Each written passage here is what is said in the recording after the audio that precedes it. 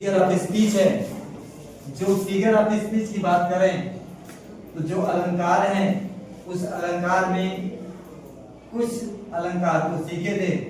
आज इसी कंटिन्यूटी में हम लोग ओनोमेटोपोइया को पढ़ेंगे और इसकी हिंदी की बात करते हैं तो इसका नाम है ध्वनि ध्वनि सूचक ध्वनि सूचक अलंकार।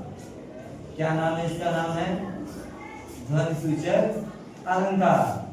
और इससे खुद सिद्ध होता है कि आवाज ही इसके अर्थ को क्लियर करती है।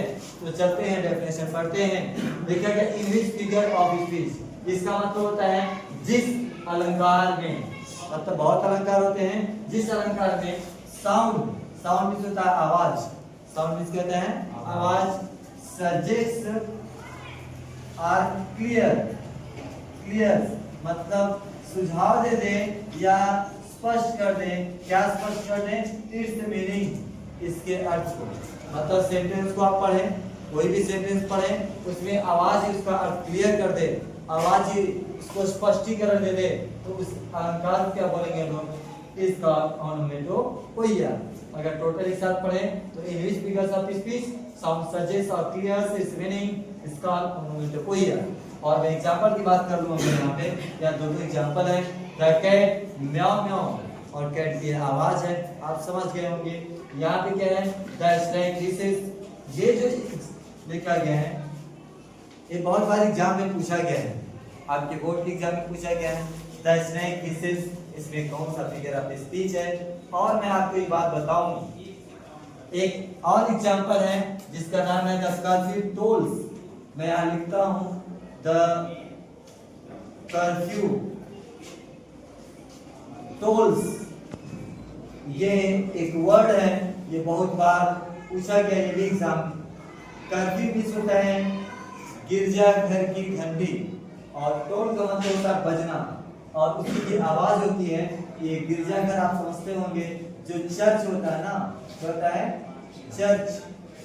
चर्च आपने नाम सुना होगा, जो क्रिश्चियन धर्म जहाँ पर वर्शिप करते हैं उसी को चर्च बोलते हैं। और एक लेसन का नाम आपको मैंने पहले बताया था, उसी की एक वाली लाइन है, मैं बताता हूँ।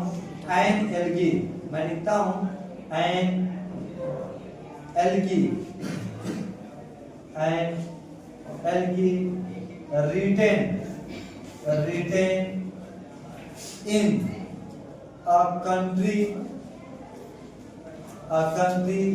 church yard, churchyard. ये आपकी वो पोएम है जो एलजी के रूप में उपस्थित है।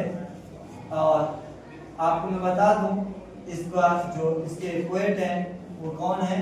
थॉमस ग्रेजी हैं। कौन है? थॉमस ग्रेजी हैं।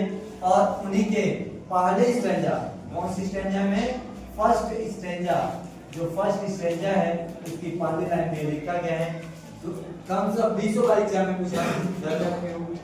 टोल्स नेस अकॉर्डिंग, इवनिंग का टाइम होता है, चर्च जो होता है वहां पर जो चर्च की घड़ी होती है वह बजती है, वह इवनिंग का संकेत करती है। उसी की आवाज को, ये कर्फ्यू टोल से मतलब हो गया, उसी की जो आवाज है उसी को बताया गया है। तो जिस भी अलंकार में साउंड उसके अर्थ को क्लियर करता है उसमें कौन सा अलंकार होता है?